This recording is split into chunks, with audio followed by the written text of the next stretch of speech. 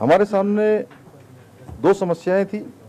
पहली ये कि उत्तराखंड में पहाड़ी इलाकों के साथ साथ मैदानी जिले भी हैं जिनकी वहाँ की भौगोलिक परिस्थितियाँ और वहाँ की चुनौतियाँ और समस्याएं अलग अलग हैं, परिस्थितियाँ भिन्न हैं।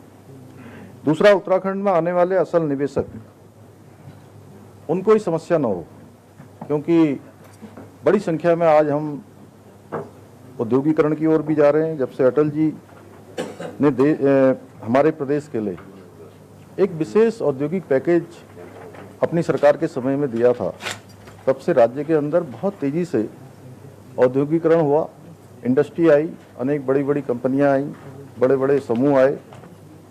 वह भी नहीं रुकना चाहिए। इसलिए मुझे प्रसन्नता है कि हम इन सभी मुद्दों को समाहित करते हुए उत्तराखंड में एक सख्त एवं तार्किक भू कानून की, या मैं कहूँ कि भू सुधार की नींव रखें, उसकी एक शुरुआत करें। कोई ये यहाँ पर जो हम शुरुआत कर रहे हैं, ये यहाँ पर कोई इसका समापन नहीं हो रहा है। ये भू प्रबंधन है एवं भू सुधार है, जिसको अनवरत रूप से हमने आगे बढ़ाना है। और जब भी हम कोई कानून बनाते हैं, कोई ऐतिहासिक निर्णय लेते हैं, हम लोकतांत्रिक मूल्यों पर विश्वास रखने वाले हैं और सबकी भावनाओं के अनुरूप उस पर हमेशा हम काम करते हैं। और आदरणीय अध्यक्ष महोदय, पिछले कुछ वर्षों में ये देखा जा रहा था कि प्रदेश के बाहर से लोगों द्वारा विभिन्न उपक्रम स्थापित करने के लिए और स्थानीय लोगों को रोजगार देने के नाम पर भूमि खरीदकर उसको अन्य प्रयोजनों के लिए प्रयोग किया जा रहा था। अब ये भू प्रबंधन एवं भू सुधार, ये कानून बनने के पश्चात न केवल इस पर लगाम लगेगी, बल्कि उत्तराखंड में अपने उद्योग स्थापित करने वाले जो असल निवेशक हैं और भू माफिया हैं के बीच को अंतर को पहचानने में भी हमको सफलता मिलेगी। और हमने पिछले दिनों सरकारी वन भूमि अवैध अतिक्रमण हटाने के लिए पूरे राज्य में अतिक्रमण हटाओ अभियान भी चलाया था, जिसमें अभी तक 3461.77 एकड़ वन भूमि से अवैध कब्जा हटाने का कार्य भी इसमें किया गया है। उत्तराखंड के राज्य के इतिहास में पहली बार हुआ है कि हमारी सरकार ने वन भूमि पर इतना बड़ा अवैध कब्जों को हटाने का अभियान चलाया। ये निश्चित रूप से ये इकोलॉजी और इकोनॉमी दोनों को संरक्षित करने का काम करेगा, दोनों में बैलेंस का काम करेगा। और राज्य के जो हमारे कृषि एवं औद्योगिक प्रयोजन हेतु भूमि की क्रय की अनुमति जो कलेक्टर के स्तर से दी जाती थी, उसे अब 11 जनपदों में समाप्त कर केवल जनपद हरिद्वार और उधम सिंह नगर में राज्य सरकार के स्तर से निर्णय लिए जाने का प्रावधान किया है। और किसी भी व्यक्ति के पक्ष में स्वीकृत सीमा 12.5 एकड़ से अधिक भूमि अंतःकरण को 11 जनपदों में समाप्त कर केवल जनपद हरिद्वार एवं उधम सिंह नगर में राज्य सरकार के स्तर पर निर्णय लिए जाने का भी प्रावधान इस विधेयक में किया है। आवासीय प्रयोजन हेतु 250 वर्ग मीटर भूमि क्रय हेतु शपथ पत्र अनिवार्य कर दिया गया है, और शपथ पत्र असत्य पाए जाने पर भूमि राज्य सरकार में निहित की जाएगी। सूक्ष्म लघु एवं मध्यम उद्योगों के अंतर्गत थ्रस्ट सेक्टर एवं अधिसूचित खसरा नंबरों में भूमि क्रय की अनुमति जो कलेक्टर के स्तर से दी जाती थी, उसे समाप्त कर राज्य सरकार के स्तर पर अनुमति का प्रावधान किया गया है। औद्योगिक, चिकित्सा, शिक्षा, सांस्कृतिक, पर्यटन, किफायती आवास, खेल प्रयोजनों हेतु भूमि प्रयोजन के अनुसार भूमि क्रय की सीमा के संबंध में संबंधित प्रशासकीय विभाग द्वारा प्रदान किए जाने वाले भूमि अनिवार्यता प्रमाण पत्र यानी लैंड एसेंशियलिटी सर्टिफिकेट के साथ ही अब भूमि क्रय की अनुमति का प्रावधान किया गया है। मैं विस्तार से थोड़ा बताऊं तो यह है कि पहले बहुत सारे लोग ये कहते थे कि हम बहुत बड़ी इंडस्ट्री लगाएंगे, कोई बहुत बड़ा अस्पताल खोलेंगे, बहुत बड़ा शिक्षा का संस्थान खोलेंगे, लोगों को रोजगार देंगे।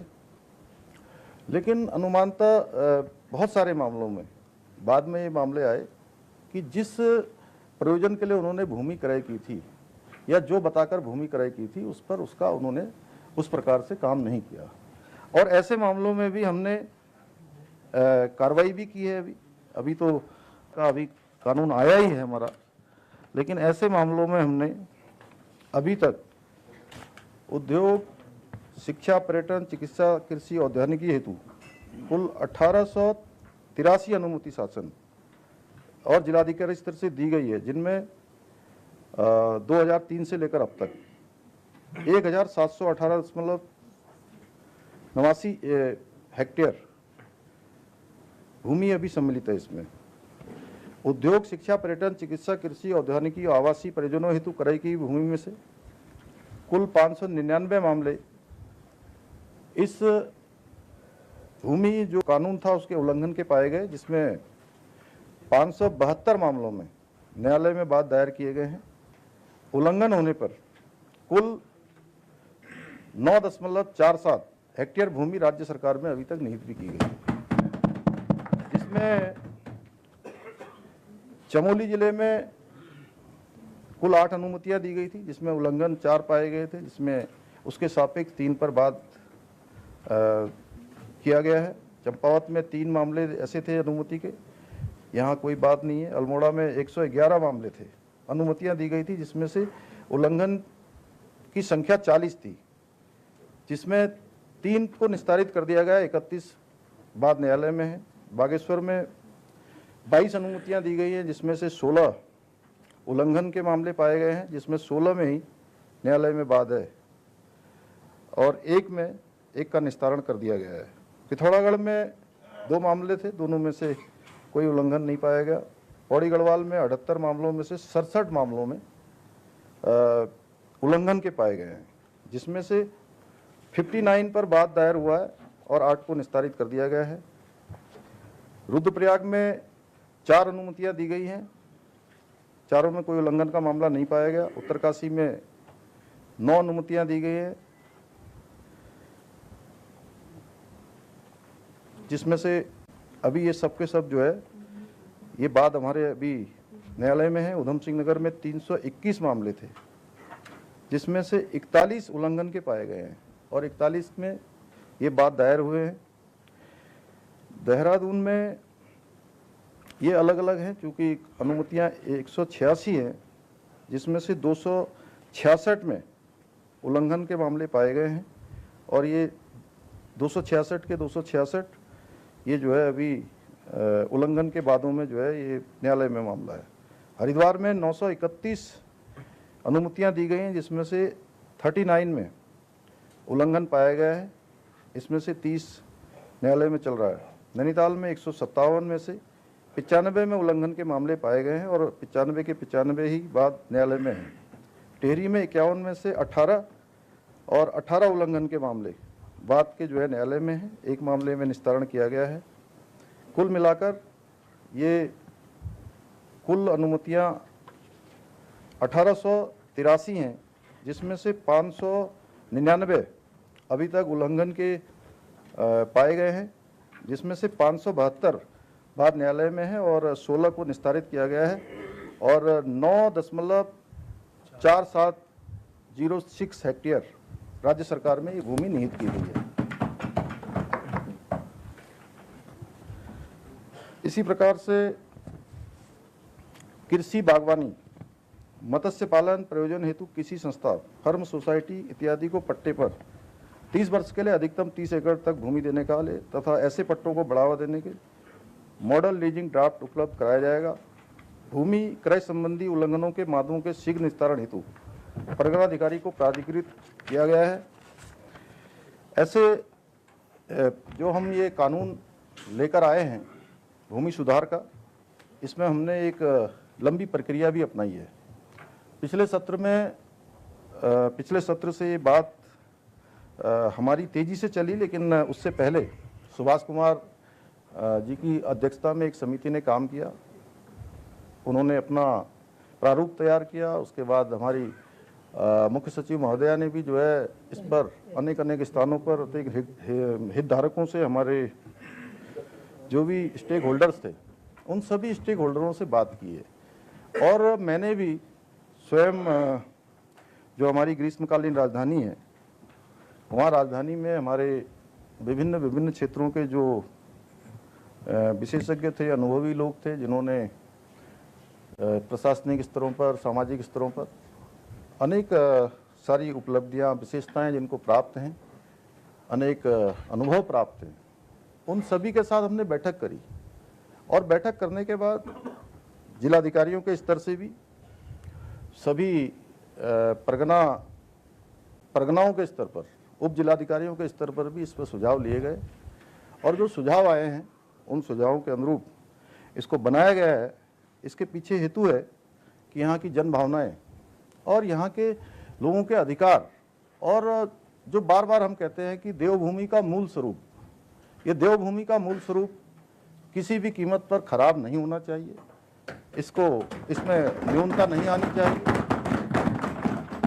यहाँ के मूल अस्तित्व को बचाने के लिए जो पूरे देश दुनिया के अंदर हम कहीं भी जाते हैं और हम लोगों से कहते हैं कि अगर हम उत्तराखंड से आए हैं, आप सब में से भी, मैं किसी राजनीतिक दल की बात भी नहीं करता हूँ, इधर उधर की बात नहीं करता, पक्ष विपक्ष की बात नहीं करता हूँ, कोई भी जाए, हम कहीं आप जाते हो, काजी भाई आप भी कहीं जाएंगे और कहेंगे मैं उत्तराखंड से आया हूँ, तो लोगों का एक भाव बदल जाता है कि उत्तराखंड का आया है, देवों के नज़दीक का है, सच्चा होगा, अच्छा होगा, ईमानदार होगा और शुद्ध होगा, सुंदर भी होगा। तो इस प्रकार का भाव पूरी देश दुनिया का हमारे लिए है, वो मूल स्वरूप हमारा बना रहना चाहिए। तेजी से जो राज्य का हमारा एक डेमोग्राफिक चेंज भी आया है, और अभी हमने प्रवासियों के जो सम्मेलन किए, बड़े स्तर पर देश और दुनिया के अंदर प्रवासियों के बीच में जाने का मुझे अवसर मिला। सबकी मैंने भावनाएं जानी। रहते हैं यहाँ से 7 समुंदर दूर, लेकिन उनके मन में अपना पैतृक राज्य बसा हुआ है। आज जब हम राज्य के अंदर कोई भी निर्णय लेते हैं तो बहुत सारे फ़ोन कॉल्स आते हैं, बहुत सारे ईमेल्स आते हैं, आप सब लोगों को भी आते होंगे, सबको आते हैं, और वो सब गौरवान्वित होते हैं। और इस समय की देश काल परिस्थिति और लोगों की जन भावनाओं के अनुरूप हमने इसमें प्रावधान किया। ये कोई अंत नहीं है, एक शुरुआत है। और इसीलिए हमने, चूँकि जब हम इस पर लोगों की राय ले रहे थे तो उधम सिंह नगर और जनपद हरिद्वार के लोगों ने वहाँ की भौगोलिक परिस्थितियों के अनुरूप, वहाँ का जो हमारा बहुत तेज़ी से बढ़ता हुआ निवेश है, उद्योग है, उस पर भी कोई रोक न लगे, वो भी हमारा न्यून नहीं होना चाहिए, वह भी हमारा बना रहना चाहिए, क्योंकि रोजगार का सृजन होगा। अभी प्रेम भाई कह रहे थे कि जीएसटी काउंसिल में जब वे गए थे तो प्रत्येक वर्ष जो है 5-5 हज़ार करोड़ का हमको जो है जो एक ग्रांट मिलता था, वो हमारा धीरे धीरे भारत सरकार ने आत्मनिर्भरता के लिए हम लोग खड़े हों उस दिशा में, तो ग्रांट सभी राज्यों की बंद हुई। लेकिन उसके बावजूद भी आप देख रहे होंगे कि हमारा बजट 1 लाख करोड़ से भी अधिक का हो गया, एक बड़ी उपलब्धि है। और पूंजीगत व्यय में भी हमने 14,000 करोड़ से भी ज़्यादा की धनराशि का प्रावधान किया है। और यहीं बगल में आप देख लीजिए, हमारे राज्य के बगल में हमारे पड़ोसी राज्य हिमाचल में आज किस प्रकार की चुनौतियां वहाँ के लोगों को सामना करना पड़ रहा है। इसलिए हमको ये सुधार भी करने हैं, निवेश भी लाना है, इकोलॉजी भी चाहिए हमको और इकोनॉमी भी चाहिए, तो दोनों का संतुलन बना रहे। इसलिए हमने ये भूमि सुधार, भूमि प्रबंधन का ये प्रस्ताव इस विधानसभा में प्रस्तुत किया है। मैं चाहूँगा कि इसको सर्वसम्मति से इसको पारित कर दिया जाए, क्योंकि इसमें मुझे लगता है आप सबको भी कोई आपत्ति नहीं होनी चाहिए। बहुत बहुत धन्यवाद।